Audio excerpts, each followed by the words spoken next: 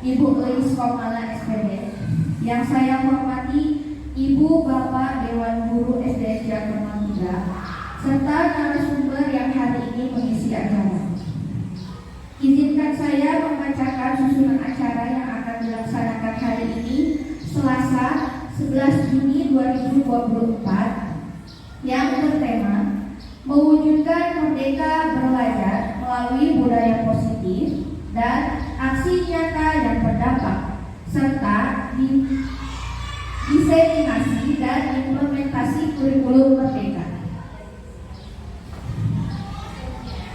Acara yang pertama, sambutan dari Ibu Kepala Sekolah. Yang terhormat, rekan-rekan guru SD Jakarta 3, spesial sekarang ada narasumbernya 2, ada guru penggerak dan guru penggerak senior, Bu Yanti dan Bu Lala.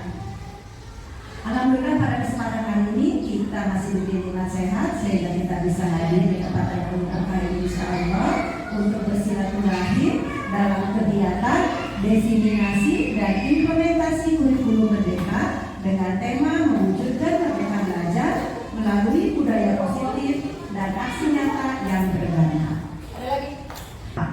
Kepada Ibu Komala SPD dipersilahkan.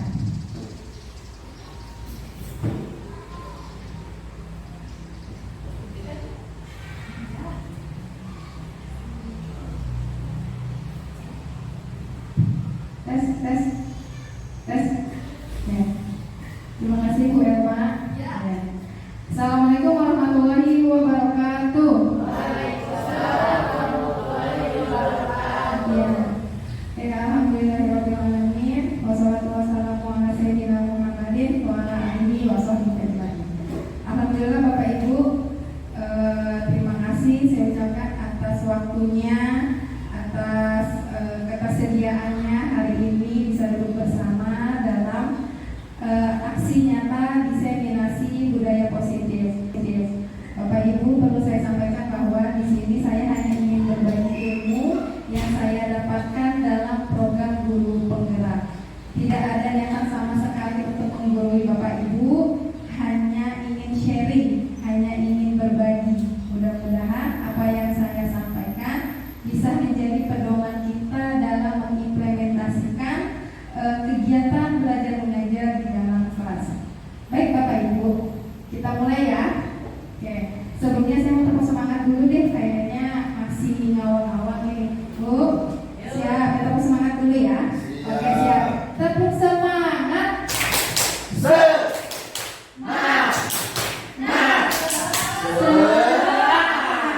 Sedang menjadi calon guru penggerak angkatan 11. Mudah-mudahan setelah melihat ini hati Bapak Ibu bisa tergerak untuk mengikuti program guru penggerak. Insya Allah Bapak Ibu ilmunya sangat banyak, gratis lagi. Ya, luar biasa. Nah, kebetulan saya bekerja di wilayah Kecamatan Serpong di bawah naungan pemerintahan Kota Tangerang Selatan. Lanjut Bu. Oke, sekarang kita senyum dulu karena hari ini saya lihat mukanya mata kelepok aja. Senyum 15 detik. Senyum baik ya Bu. 15 detik. Senyum dulu. Oke, coba lihat samping saya ke samping kanan kirinya. Iya, oke. Siap. Sudah Pak Mahfud? Sudah. Oke, kita lanjut. Bapak Ibu, sebelum kita mengikuti alur materi tentang budaya positif, saya ingin membuat kesepakatan di forum diskusi ini.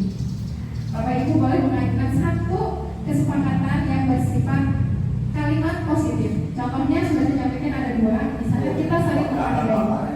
Ya, jadi tidak ada nilai ini kurang, itu lebih, dia bagus, dia kurang. Tidak. Semuanya kita saling menghargai karena kita sama-sama sedang belajar. Ya. Lalu menjadi pendengar yang baik. Jadi nanti saya berharap ketika ada yang bertanya boleh raise hand. Nah, ketika teman kita bertanya atau menjelaskan, baik siapapun nanti berbicara di depan, kita sepakat untuk menjadi pendengar yang baik. Kita hilangkan dulu masalah di rumah, kita hilangkan dulu kerjaan sebentar. Ini insya Allah bermanfaat untuk kita semua. Kita jadikan, memposisikan diri kita sebagai wadah gelas yang kosong untuk siap menerima materi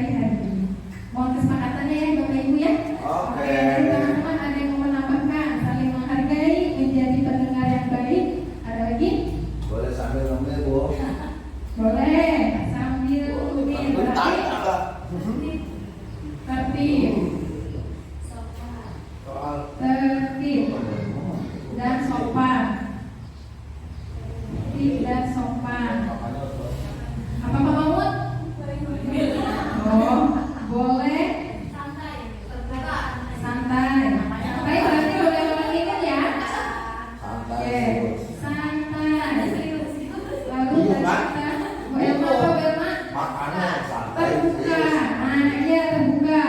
Di sini saya harapkan semuanya kita saling terbuka. Apapun terdapat yang nanti teman-teman sampaikan di depan, kita harus saling terbuka. Tidak boleh menjudge kurang tepat atau salah, ya.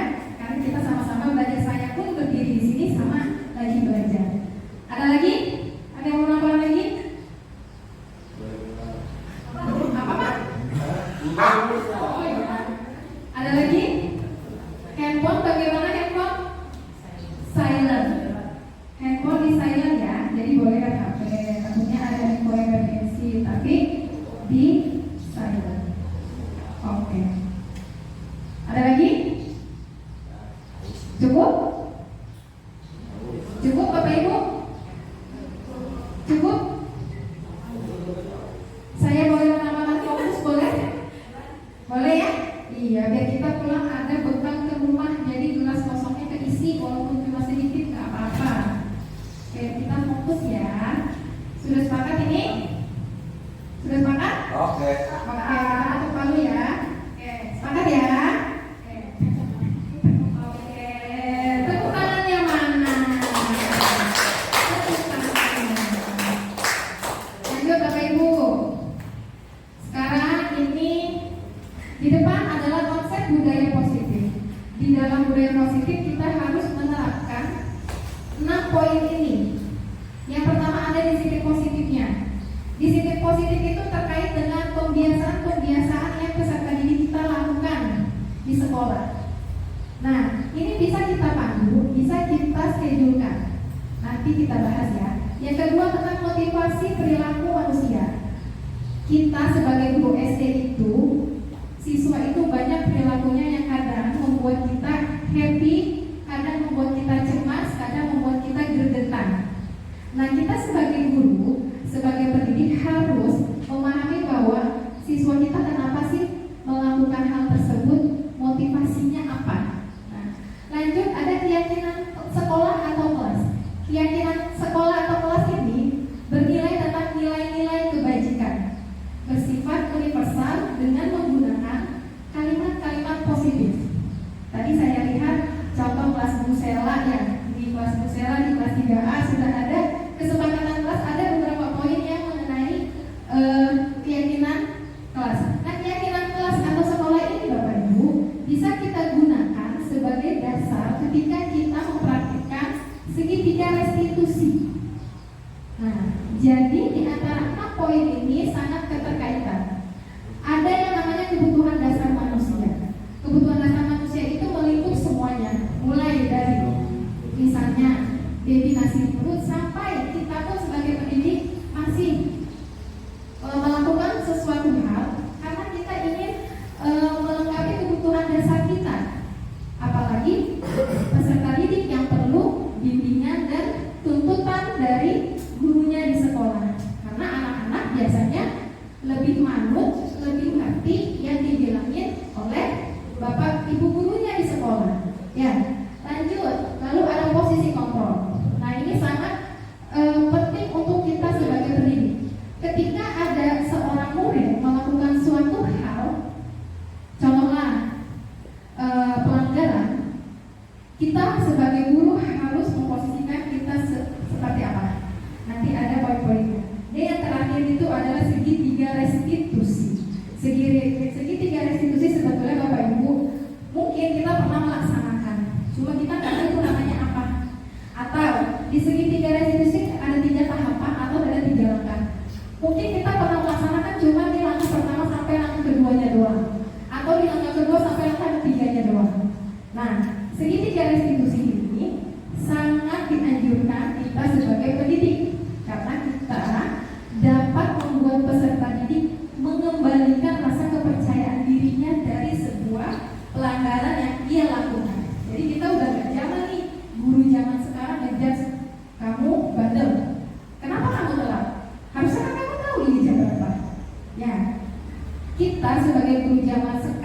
sudah waktunya kita mengadakan perubahan untuk menuju kualitas pendidikan Indonesia menjadi lebih baik lagi. Lanjut ya Bapak Ibu. Nah, di sini ada disiplin positif Bapak Ibu. Disiplin positif itu merupakan suatu cara penerapan disiplin yang mengajarkan anak bertanggung jawab dan menumbuhkan kesadaran diri berdasarkan nilai-nilai kebajikan. Nilai kebajikan itu misalnya bertanggung jawab, disiplin, mandiri, terkait dengan 6 dimensi profil pelajar Pancasila. Nah, nyambung ya Bapak Ibu ya. Ada gotong royong, ada kebinekaan, ketuhanan, ketakwaan, ya. Nah, lalu tujuannya apa? Untuk peserta didik dapat mengontrol dirinya dalam melakukan tindakan. Nah, jadi dia tahu nih kalau dia tidak bertanggung jawab, tidak mengerjakan PR, dia tahu apa yang akan dilakukan oleh gurunya. Sehingga dengan pembiasan-pembiasan disiplin positif, kita dapat membuat anak itu secara tidak sadar bahwa oh ini perilaku salah, oh ini bukan perilaku yang betul nih. Nah, tugas kita membuat kebiasaan baik di kelas ataupun di lingkungan sekolah. Hasil dari disiplin positif dengan pembiasaan, nah ini akan membuat murid memahami dan menyadari bahwa berdasarkan motivasi internal, bukan karena paksaan. Misal, saya nanti jadi petugas upacara, saya mau datang lebih cepat karena dia sadar, oh saya harus prepare nih, oh saya harus latihan dulu nih karena kemarin Sabtu latihannya gak maksimal. Itu namanya adalah disiplin positif. Bisa nggak Bu An ujuk-ujuk datang punya kesadaran seperti itu? Bisa nggak kira-kira? Tidak. Kalau tidak, kita sebagai pendidiknya tidak memotivasi, tidak memberi wejangan, tidak mengajarkan pembiasaan kepada peserta didik kita. Gitu Bapak Ibu. Misalnya nih, ada anak nanti mau lomba ya, Pak Fajar misalnya waktu dekat. Pak Fajar pasti sama Pak Radit pasti memotivasi Aulia sedemikian rupa. Ya betul Pak Fajar.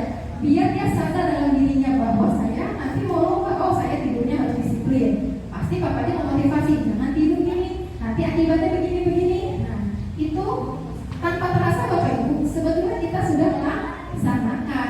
Cuma kita nggak tahu itu namanya apa. Dan kadang yang membuat kita susah itu adalah konsisten. Ya, konsisten itu. Tapi saya bersyukur di sekolah kita untuk disiplin positifnya sudah banyak yang kita laksanakan. Nah, berikut adalah disiplin positifnya. Ada yang pertama, datang tepat waktu. Oke, sebelum gurunya nyuruh tepat waktu, kitanya dulu nih ya Bapak Ibu. Nah, kitanya sudah disiplin positif belum? Nanti Bu Kiasek cuma yang mulai lah urusannya ya. Kita mah ke siswa aja. Nah, ini datang tepat waktu. Oh, ternyata selain kita pembiasaan, ternyata gurunya pun memberi contoh atas tepat waktu. Nah, lanjut menggunakan seragam yang sesuai. Nah, seragam yang sesuai. Siapa lagi yang menjadi role modelnya? Kita, guru lagi. Itu pembiasaan setiap hari kita lakukan. Setiap hari kita lakukan. Lanjut, berbaris rapi. Jadi kalau anak berbaris rapi, gurunya kalau lagi baris depan rapi enggak. Anaknya suka goyang-goyang, kadang gurunya juga kalau upacara suka geser sana, geser sini. Nah, jadi kita sama-sama perbaiki evaluasi diri kita masing-masing ya Bapak Ibu. Kalau kita memberikan contoh kepada peserta didik, insya Allah peserta didik mengikuti kita. Kan guru ya, di guru dan di lanjut Bapak Ibu. Nah, ini adalah yang di kelas. Kita memotivasi siswa bahwa apabila peserta didik mengumpulkan tugas tepat waktu akan mendapatkan nilai yang baik. Ingat ya Bapak Ibu ya, perihal nilai itu ini merupakan masuk ke penilaian apa? Ada kognitif, ada keterampilan, ada afektif. Nah, ada psikomotorik. Nah, ini berarti masuk ke perilaku Bapak Ibu, sikap mandiri dan tanggung jawab. Apakah ini butuh guru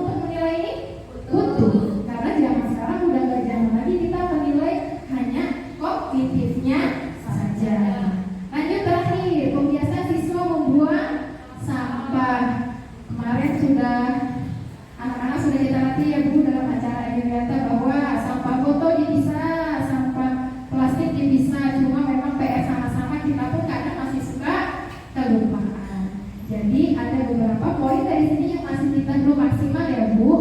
Nanti kita berbagi sama-sama di tahun ajaran berikutnya. Lalu membuat anak berbaris itu oke.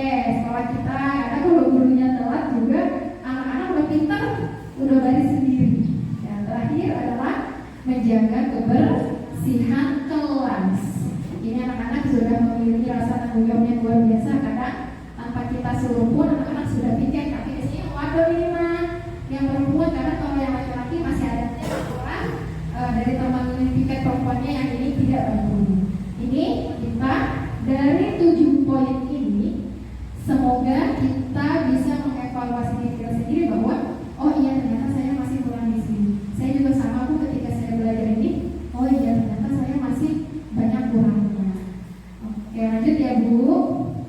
Nah jadi disiplin positif ini menuju kepada 6 karakter profil belajar Pancasila. Yang pertama ada beriman dan bertakwa kepada Tuhan Yang Maha Esa. Itu dengan kebiasaan di sekolah kita tuh hari Jumat ya, terus sebulan sekali duha bersama ya, lalu mandiri, lalu ada kebinekaan global, memperkenalkan kepada peserta didik tentang keberagaman Nusantara, lalu bergotong royong, saling menolong, kreatif. Ini bisa kita laksanakan, implementasikan ketika pembelajaran dalam kelas menggunakan PJBL atau PDL ya Bapak Ibu. Lanjut yang terakhir adalah bernalar kritis. Jadi kita berharap murid kita itu tidak kita suapin aja. Ini kita kasih gado-gado rasanya enak. Enggak, kira tuh rasain gado-gado tuh enggak semuanya rasanya enak. Pasti ada yang asin, ada yang kepedesan. Ya, jus aja sama seperti itu ya Bapak Ibu.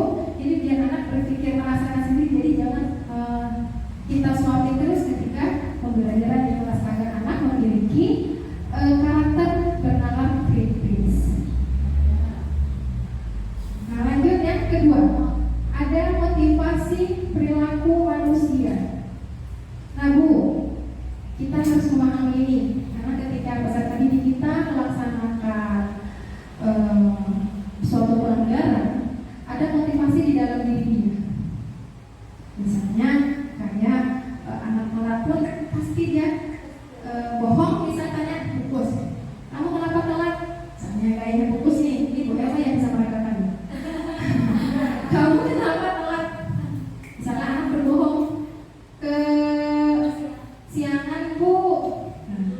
Kita lihat motivasi dia untuk berbohong apa. Bisa siapa tahu kan emang malas berangkat tapi dipaksa mamanya buat berangkat ngomel-ngomel, akhirnya datang kan telat ya, pasti gitu. Kita lihat motivasi dia tuh apa. Apakah untuk menghindari ketidaknyamanan dan hukuman? Misalnya dia menghindari ketidaknyamanan hukuman di rumah sama mama bapaknya kalau udah diomelin karena ke sekolah. Bisa jadi seperti itu kan Bapak Ibu. Nah, lalu ada juga orang melaksanakan hukuman, melaksanakan pelanggaran itu untuk mendapatkan imbalan atau penghargaan diri. Saya mah pengen jadi masih ono biar dikira ini. Nah terkait motivasi tidak hanya pelanggaran, perilaku positif pun tidak terlepas dari 3 motivasi perilaku manusia. Anak rajin, anak mengerjakan PR, anak pakaiannya rapi, ada motifnya. Apakah dia ingin dapat penghargaan dari Bu SMA? Misal anak kelas 1, apakah karena memang anak senang karena dia merasa menghargai diri dia sendiri dengan pakaian rapi, dia merasa cantik, pakai pakaiannya nyaman, seperti itu. Sama seperti kita Bapak Ibu. Kita pun pasti ketika berperilaku positif, misal hari ini saya mau pakai baju ini. Apakah karena memang sesuai aturan? Ataukah saya hari ini seragamnya kayak Bu Yanti pakai kerudung hijau sebenarnya? Saya nggak mau datang karena saya mau menghindari hukuman dari kepala sekolah misalnya. Karena menghindari ketidaknyamanan. Karena teman-teman pakainya hijau semua. Nah, pasti setiap perilaku positif atau negatif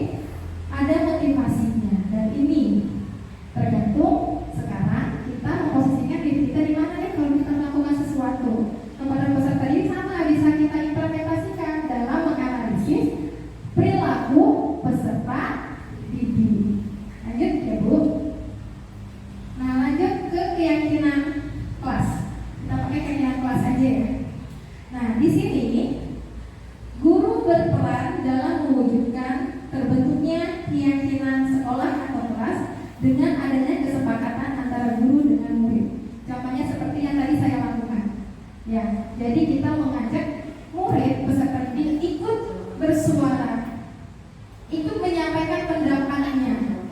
Nah, Bapak Ibu, keyakinan kelas ini merupakan turunan dari peraturan kelas.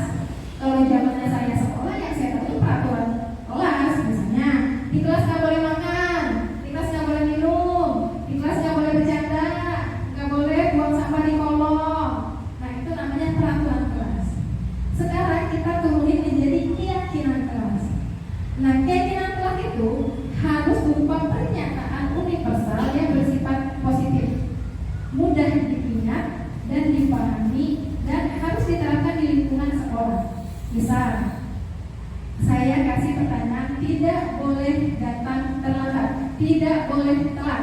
Berarti kalau keyakinan kelas, kata-kata tidak boleh datang telat diubah ke kalimat positif menjadi apa ini?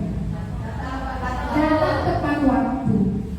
Tuh, lalu misalnya tidak boleh bercanda. Nah, itu kita SD pasti begitu. Nah, tidak boleh bercanda. Nah, kalau menjadi keyakinan kelas, mengubah kalimat itu menjadi kalimat positif, menjadi tidak boleh bercanda menjadi belajar dengan tertib. Lanjut. Ya, misalnya tidak boleh buang sampah di kolong meja. Menjadi buanglah sampah pada tempatnya, itu perintah atau pernyataan? Buanglah sampah pada tempatnya itu perintah atau pernyataan? Perintah atau pernyataan berarti buang sampah pada tempatnya, menjaga kebersihan kelas. Jadi kalau ada anak nih, nanti di segitiga restitusi gini Bu, ada anak si Abiza buang sampah di kolong. Kita panggil lagi, kita terapkan segitiga restitusi. Kita tanya tahap 1, tahap 2. Nah, posisinya diperhatikan nih. Keyakinan kelas apa yang Abiza tahu? Apakah boleh buang sampah dalam kelas? Jadi kita dengan keyakinan kelas ini bisa kita sebagai landasan patokan untuk melaksanakan segitiga restitusi. Sangat keterkaitan Bapak Ibu. Kita lanjut ya. Nah, ini contoh-contohnya. Ada masuk kelas tepat waktu, mendengarkan penjelasan guru. Sekolah ini biasanya kita tidak boleh berisik. Ya, tidak boleh berisik, menjadi mendengarkan penjelasan guru. Menjaga kelas tetap bersih dan rapi. Bicara yang sopan dan baik. Bu, yang ini tuh ngapain saya guru? Ya, biasanya anak kelas rendah kelas tinggi sama. Nah, nanti kita mau kesepakatan kelas Bu. Nanti siap ya, kita tambah jalan baru ya. Kita baik. Lalu saling membantu. Nah, saling membantu ini keterkaitannya dengan profil pelajar Pancasila apa Bu? Gotong royong. Lalu mengingatkan teman jika melakukan kesalahan. Sip ya? Oke, lanjut Bu. Oke, kita ice breaking dulu. Ada yang mau nyumbang ice breaking? Bu Dewi ice breaking, Bu Dewi? Udah ice breaking. Bu Lita, Bu Kaseta biasanya ice breakingnya banyak nih.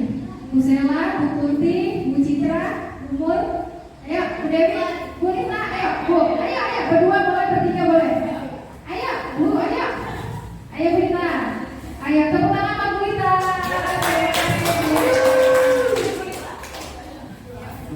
Ya, semangat ya Bu. Ya.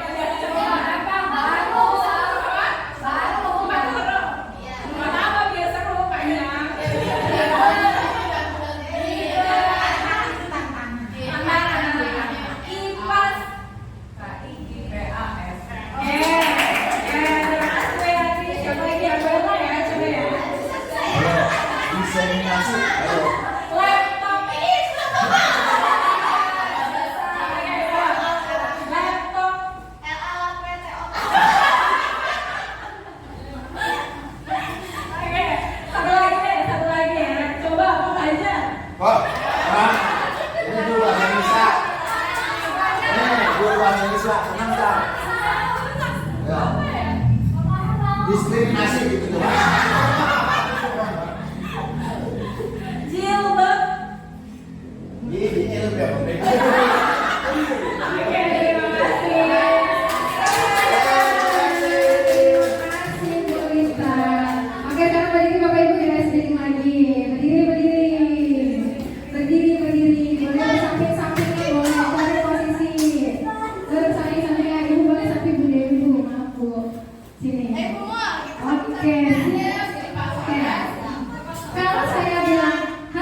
Jawabannya hai. Halo, pakai panggilan ya. Halo. Hai. Hai. Halo. Halo, halo. Hai hai. Hai, hai. Halo. Halo, halo, halo. Hai. Lanjut. Kalau saya bilang satu, pegang pundak temannya ditepok. Oi. Tadi namanya. Oh iya. Weh, yang kencang weh. Kencang weh. Yang Oke, siap ya. Kalau saya bilang satu, bilang oi. Siap? Satu. Oi. Ke kanan dulu, ke kanan. Oh, kanan. Oh, sini. Satu. Kanan ya, kanan ya. Satu. Oi. Satu. Oi. Satu, satu. Oi. Satu, satu, satu, satu. Kalau saya bilang dua, bilang asik apa sih? Asik, oke. Dua, Asik. asik. Dua kali ya. Dua, Asik. Lagi dua, Asik. satu, Hei. satu, Hei. dua, Asik. dua, Asik. satu, Hai. lagi tiga, terakhir. Tiga. Kalau saya bilang tiga, jawabannya Ih, aduh. temannya sapi. Tiga. Aduh.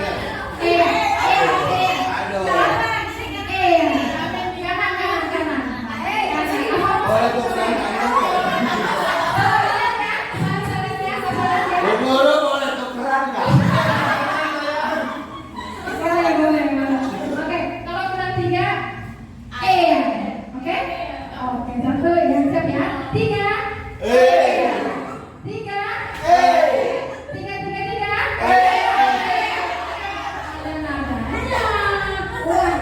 Tiga. Tiga. Tiga. Oke, terima kasih. Silakan duduk. Oke, terima kasih. Ya. Oke, lanjut ya Bu. Lanjut ya. Lanjut ke poin kebutuhan dasar manusia. Lanjut, boleh sambil minum, Bapak Ibu. Nah, oke, kebutuhan dasar manusia. Di sini ada sebuah pernyataan Bapak Ibu. Ini pernyataan sangat perlu kita jadi pedoman ya, bahwa ketika seorang murid melakukan suatu perbuatan yang bertentangan dengan nilai-nilai kebajikan seperti nilai positif yang sudah kita terapkan peraturan di sekolah kita, atau melanggar peraturan, hal itu sebenarnya karena kan mereka gagal untuk memenuhi kebutuhan dasar mereka.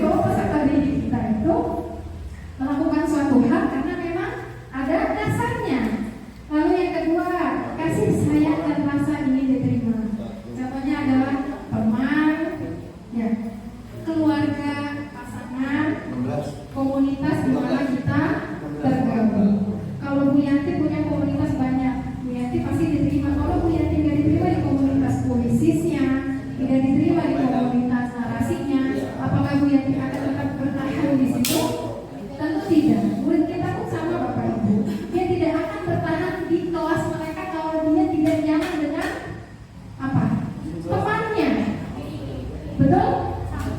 Bu, saya pengen pindah duduk sama si Mega misalnya. Mungkin karena si Mega tangannya jahil, jadi dia nggak nyaman dengan pasangan duduknya. Perlu kita analisis Bapak Ibu. Jangan main pindah-pindah juga. Kita dengarkan dulu, kita analisis dulu. Apakah benar nih si ini perilakunya seperti itu mengganggu kebutuhan dasar temannya, buat tidak merasa nyaman di dalam kelas. Ya, lanjut Bapak Ibu, ada penguasaan. Penguasaan itu tentang pencapaian. Dia ingin diakui dan dihormati. Biasanya ada siswa yang cetil, ya, dia ingin diakui sama gurunya kalau dia ada loh saya di kelas. Jangan cuma si A mulu Bu yang disuruh, jangan si A mulu Bu yang disuruh maju ke depan, jangan si B mulu yang ibu mintain tolong. Saya juga ada Bu, pengen loh disuruh-suruh sama ibu. Benar gak? Tuh, siswa begitu loh, dia memperhatikan sebegitu pengen diakuinya. Oleh siapa? Oleh ibu gurunya di kelas. Karena kita ini menurut mereka adalah bintang. Apapun yang kita lakukan pasti mereka tiru. Betul Bapak Ibu? Lanjut ya. Ada kebebasan. Nah, ini adalah kebebasan yang tinggi untuk menginginkan pilihan. Jadi misal kita masih pembelajaran itu aja. Si C nggak suka pembelajaran itu. Di pembelajaran itu dia main aja, muter aja. Ada Bu murid di kelas begitu? Ada banyak. Dari kelas 1 banyak ya, kelas 2 sama semua. Ada yang muter aja. Pelajaran KI disuruh apalan dia ganggu aja karena dia mungkin dia pengen ngerasa kebebasan di pelajaran KI, di pelajaran MTK pusing kepala dia Bapak Ibu. Itu lagi MTK-nya, itu lagi apalannya. Nah, jadi kita ini anak yang bandel banget ya. Pelajaran saya nggak pernah mau hafalan. Dia melakukan itu mungkin karena dia ingin kebebasan. Tinggal kita, dia melakukan itu mungkin karena dia ingin kebebasan. Tinggal kita lagi balik lagi ke keyakinan kelas, ke keyakinan sekolah yang kita bagikan dengan menggunakan nanti segitiga restitusi. Yang terakhir ada kesenangan. Anak bermain dulu, anak tertawa, ya dia makan dulu, ya karena dia memang ingin kesenangan dia tercapai. Cuma memang kadang bisa ketika kegiatan pembelajaran kita balik lagi ke keyakinan kelas. Ya, oke lanjut ya Bapak Ibu. Nah coba kasus. Saya mau satu guru maju membacakan ini, boleh hanya ke temannya yang jawab. Kira-kira dia masuk ke kebutuhan dasar yang mana? Bu Sri, silakan pilih Bu Sri yang maju ke depan. Siapa Bu Sri? Satu dulu Bu Sri.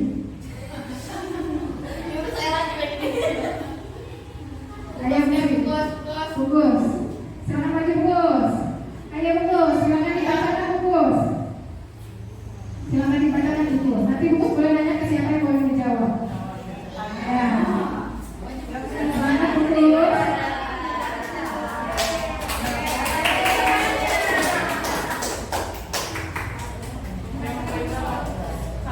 Satu aja.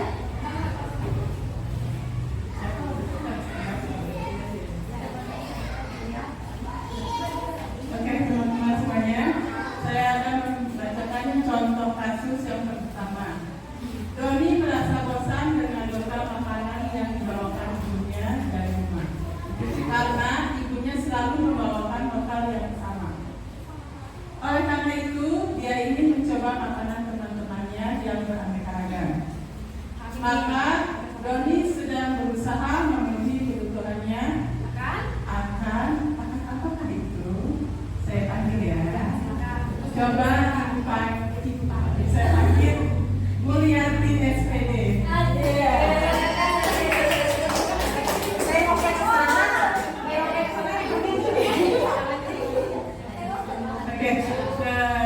siap.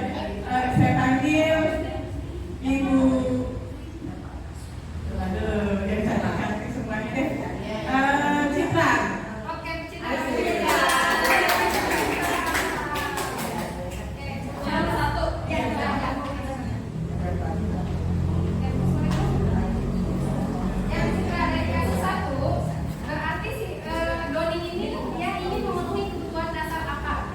Oke, Ini yang saya ingat tadi.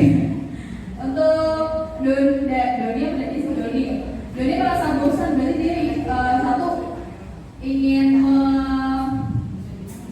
memenuhi kepuasannya dia karena dia ada nih makanan. Artinya makanannya terpenuhi tapi kepuasannya tidak terpenuhi. Artinya keinginan dia untuk mendapatkan kepemuas ya kesenangan ya, menyukai makanannya yang bervariasi, terus pemuasaannya jadi memenuhi kebutuhan ya ke hasratnya dia untuk memperoleh makanan yang bervariasi, padahal makanannya ada tapi kepuasannya dia deh menurut saya kayak gitu. Jadi ya siapa kasih putusnya. Oke, lanjut. Kalau ibu ke masalah baru ada satu teman ibu untuk kasus semua ibu. Silakan siapa ibu? Pak Mahmud. Let's go, Mahmud. Sini. Nanti Pak Mahmud pilih satu untuk menjawab pertanyaan kasus. Terima kasih Ibu pimpin aku yang baik hati. Kasus yang kedua, Doni pada suatu hari tidak membawa bekal. Lupa kali ya. Ketika ditanya oleh Ibu Ambar adalah karena ia lapar dan orang tuanya tidak membawakannya bekal makan siang. Kasihan betul ya. Maka kebutuhan dasar yang sedang berusaha dipenuhi oleh Doni adalah kebutuhan untuk IPMC kita.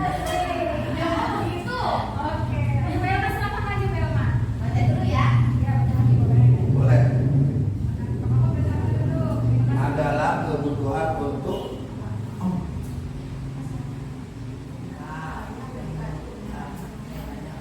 jadi pakai tadi.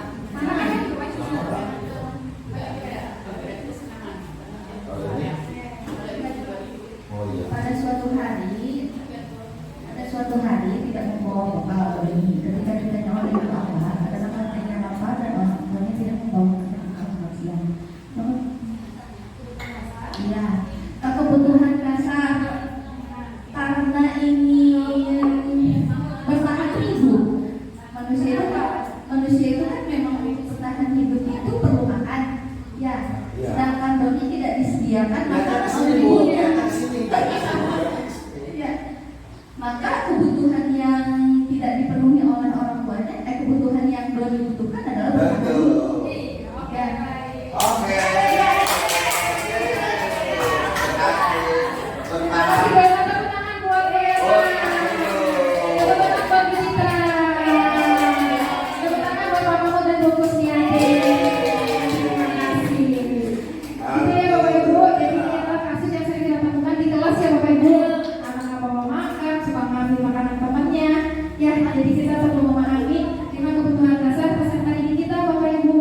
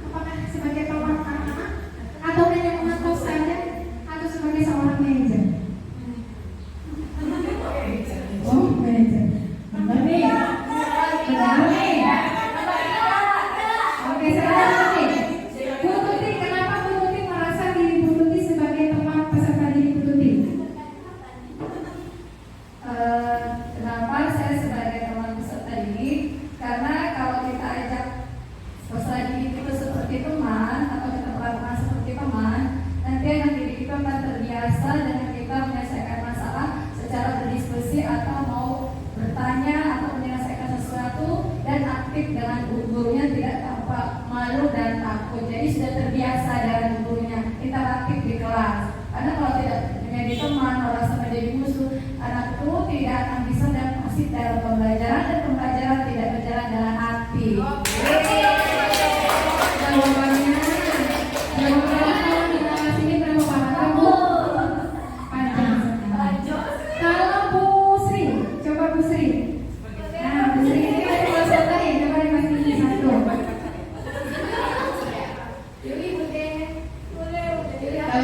Saya membersihkan diri juga sama dengan mengikutinya sebagai teman. Karena ketika kita memposisikan diri sebagai teman, maka akan ada rasa nyaman pada anak. Ketika nyaman, mereka juga akan mengikuti pelajaran kita itu dengan senang. Tidak ada ketakutan, tidak ada kecemasan, sehingga proses belajar mengajar pun bisa berjalan dengan baik dan menyenangkan.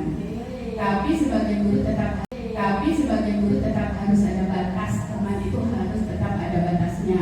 Ada saat-saat tertentu juga kita harus tegas. Itu yang paling penting. Jadi teman bukan berarti murid bisa melakukan apa saja terhadap gurunya, tapi menimbulkan kenyamanan, menyenangkan belajar. Terakhir perwakilan dari guru bidangnya, apa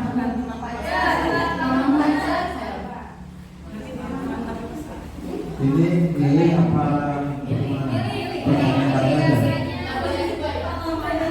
Gak boleh dua. Saya bingung ini ya. Karena memang kita itu mestinya kelima-limanya harus diterapkan.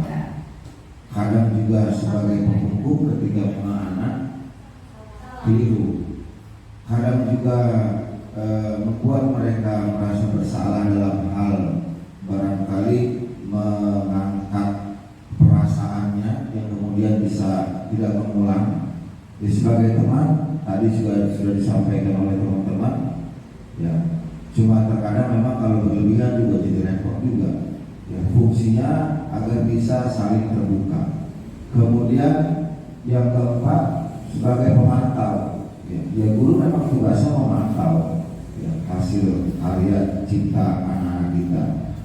Kemudian manajer juga sama. Ya, tapi kalau secara pribadi, ya, barangkali yang paling tepat dalam melaksanakan pembelajaran di kelas itu, ya bagaimana siswa-siswi kita menganggap teman kita, sehingga saling sharing, saling berbagi. Mungkin bisa jadi ada ilmu yang kita tidak tahu sebagai guru, ya anak juga lebih tahu karena anak sekarang lebih gadget, lebih lebih tahu barangkali tentang pengetahuan di luar sana. Maka kemudian yang paling tepat, ya saya juga lebih sering, bahkan lebih sering menganggap siswa-siswi kita itu sebagai teman agar bisa ada saling keterbukaan. Itu saya sampaikan. Terima kasih.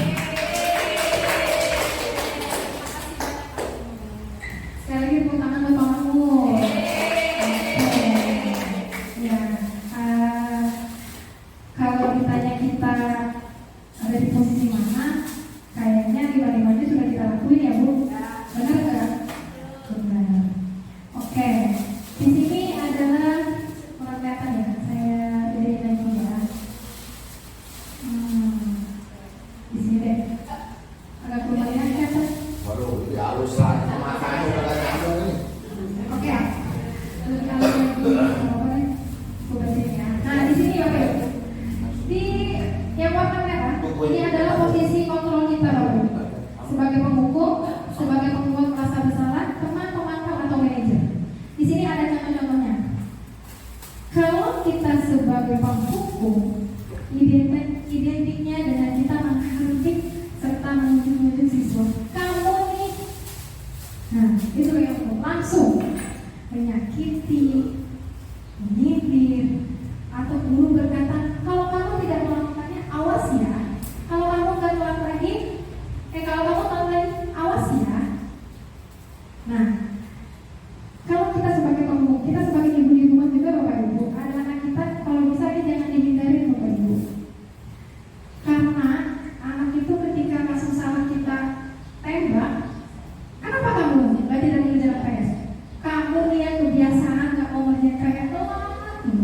itu kita bukan sebagai penghukum posisi kita. Apakah anak-anak trauma? Trauma. Dia merasa tidak dihargai. Kenapa dia merasa tidak dihargai?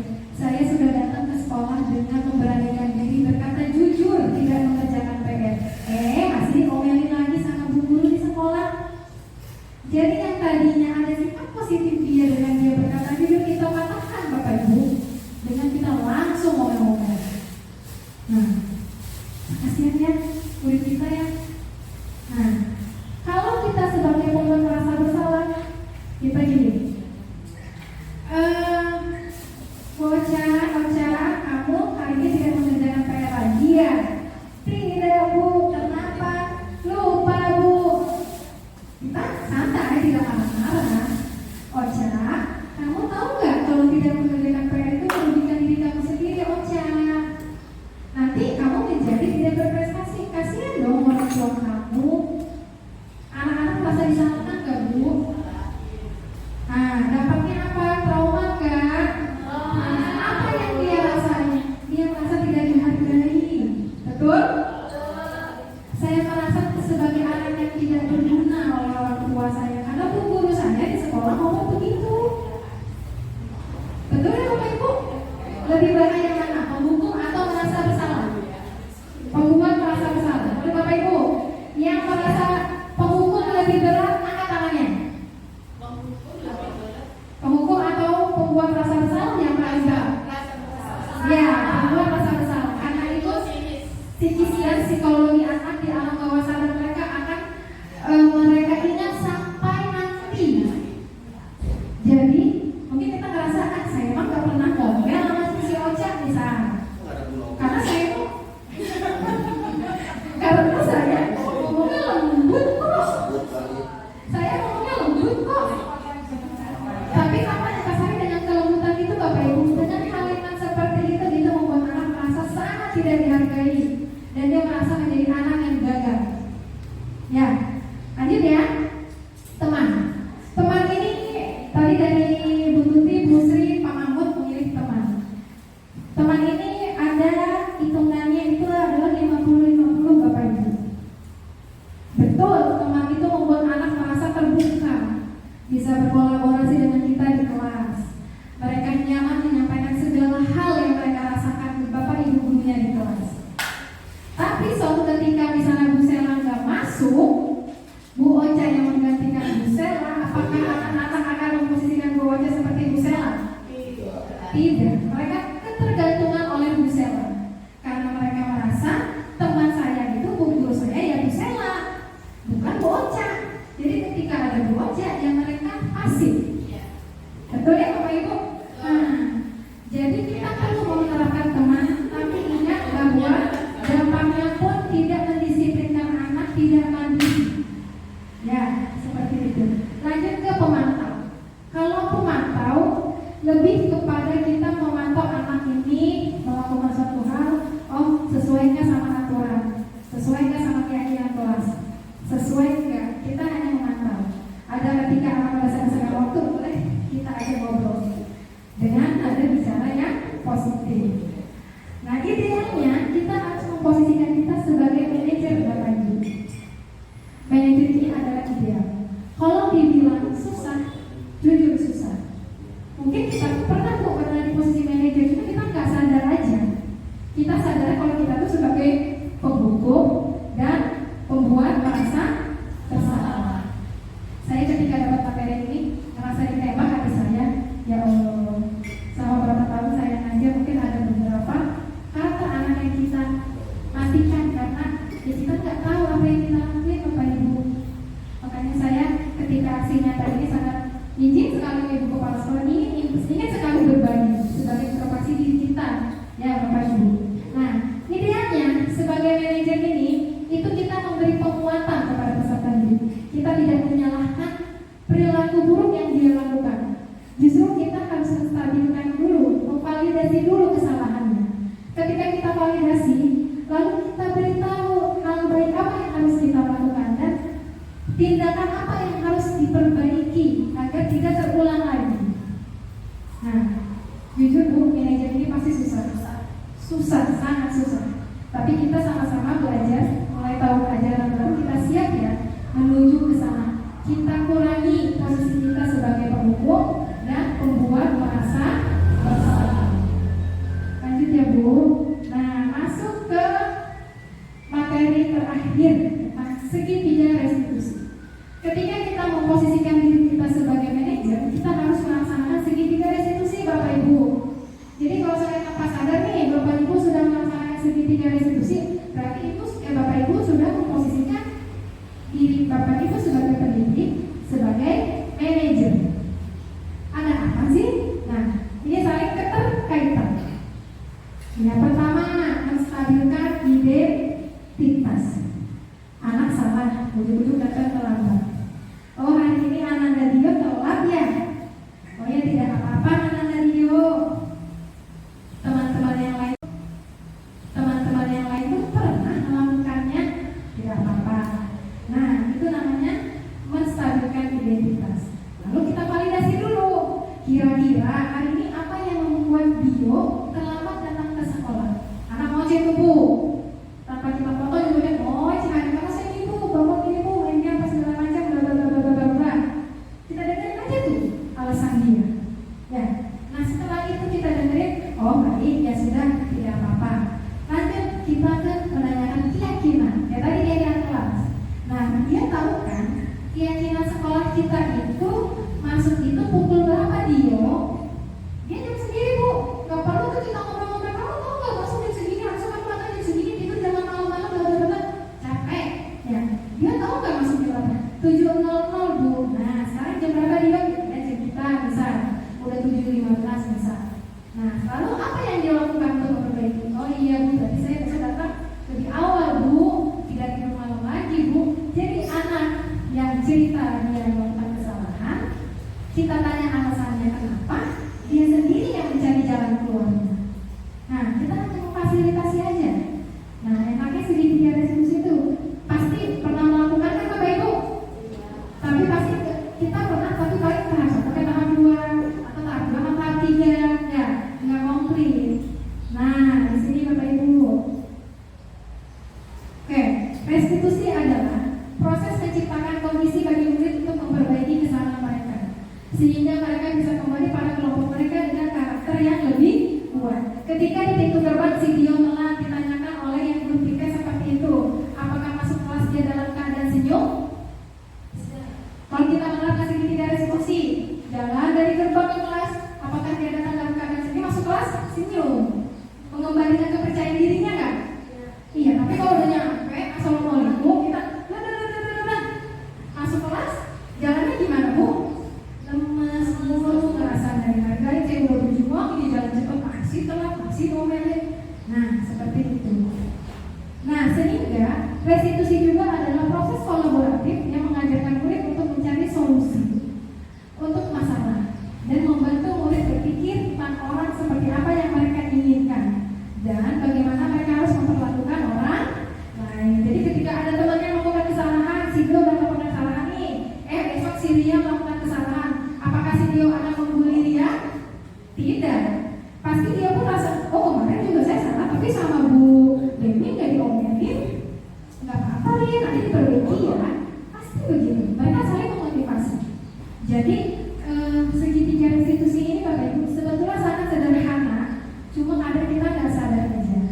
Intinya dalam segitiga restitusi itu ketika anak melakukan peraturan yang tidak sesuai aturan, kita tanya saja kenapa telat, kenapa tidak mengerjakan PR, kenapa jahil, kenapa ngambil pensil temannya. Oh seperti itu ya sudah, tidak apa-apa, Ibu maafkan. Tapi kamu tahu kan keyakinan kelas kita apa? Saling menghargai misalnya. Lalu apa yang harus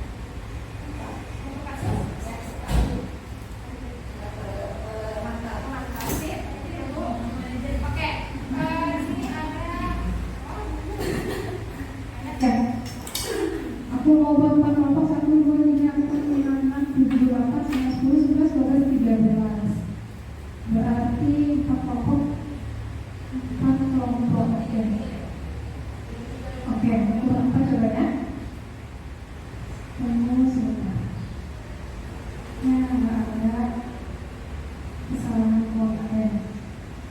Nah, ini kita ya, yang kita lihat.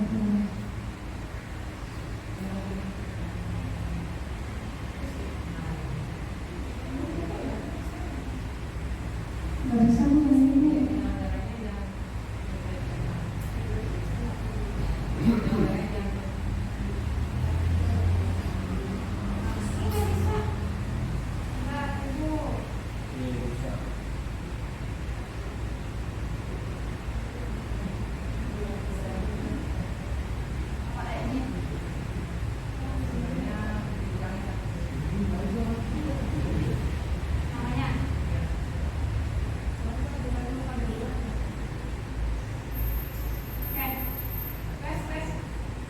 tes.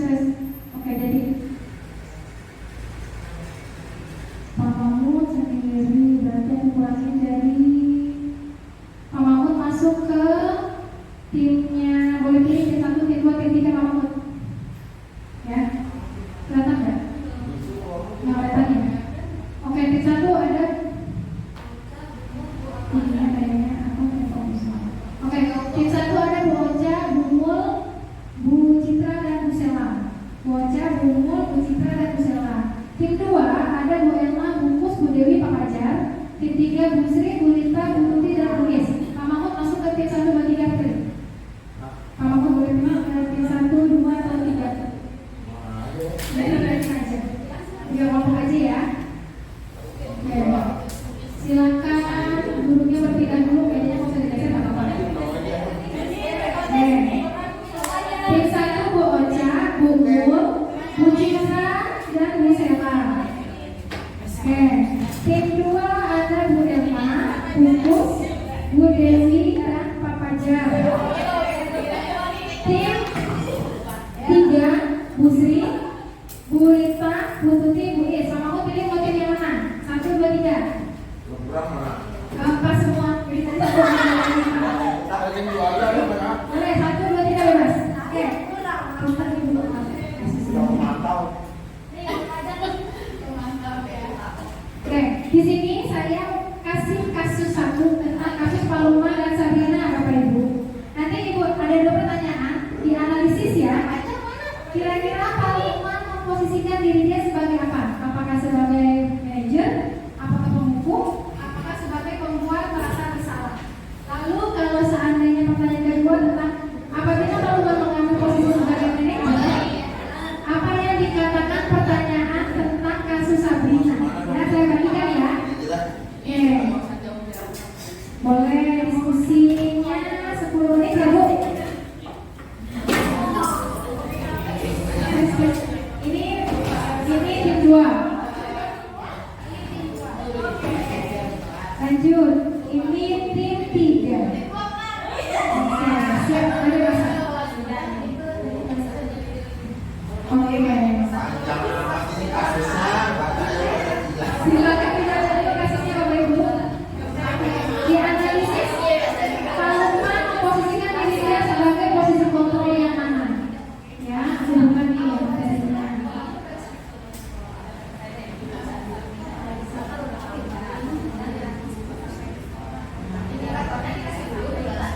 Ya. Oke. Sabrina tuh telat pokoknya. Sabrina segitiga restitusi seperti apa yang akan Ibu contohkan?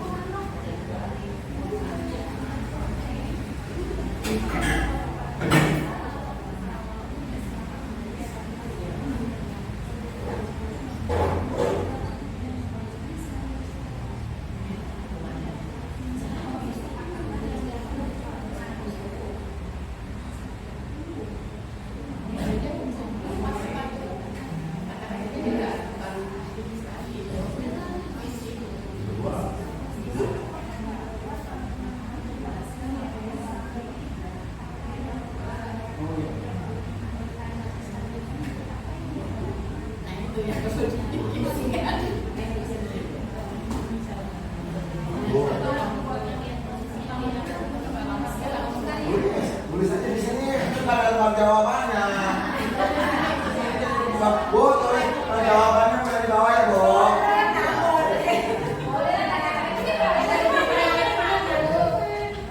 Bu, pakai pensil apa pulpen, Bu? Aku. Adanya pakai lipstick boleh, Bu ya?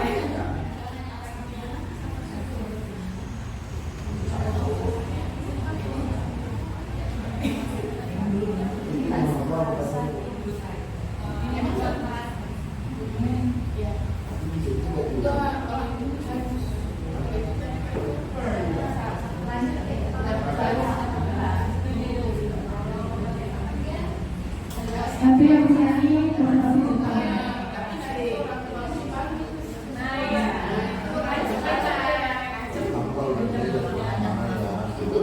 Itu.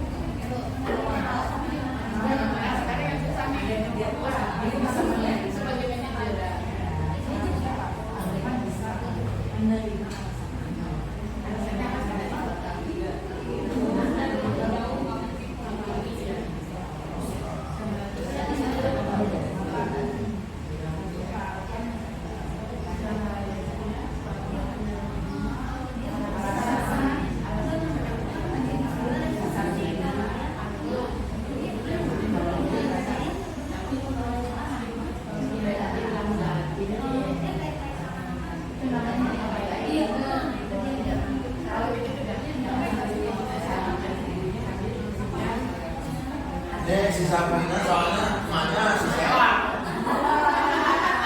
Mana orang muda mau kamu sekolah.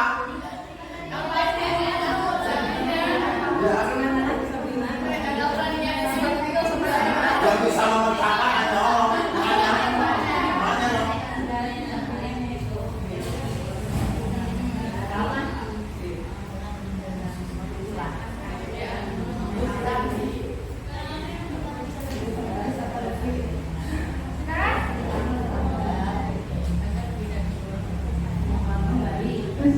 Sudah? Oh belum. Oke. Sabrina telat. Udah mau telat, pakai sepatunya? Salah.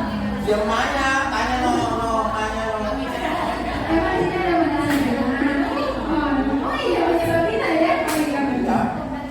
Nah, ya Pak, punya Sabrina sih belum rapot ya, Pak Sabrina ya? Iya. Mana kali-kali nambah kalau bagi bapaknya.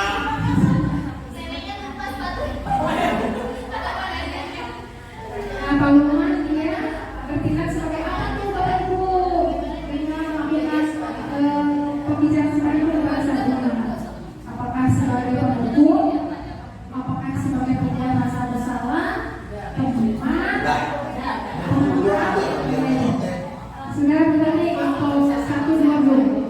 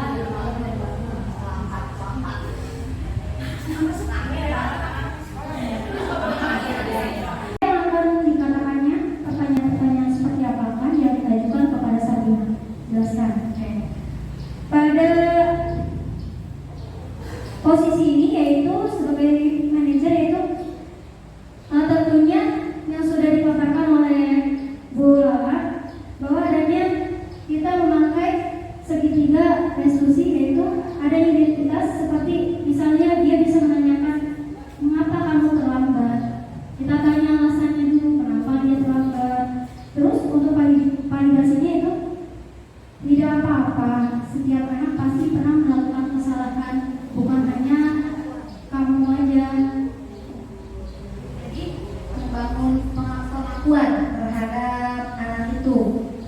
Ya, jadi anak itu tidak merasa bersalah seperti yang dijelaskan Bu Lala. Ketika dia masuk kelas pasti masih tegar ya gitu kan. Nah kemudian keinginannya yaitu kita dapat memberikan motivasi juga, yaitu lain kali agar tidak terlambat disiapkan dahulu sepatu yang dipakainya ya, sehingga dia termotivasi untuk tidak melakukan hal-hal yang merugikan dirinya sendiri, yaitu seperti dia terlambat. Mungkin itu saja yang dapat kita jelaskan. Wassalamualaikum warahmatullahi wabarakatuh. Waalaikumsalam warahmatullahi wabarakatuh.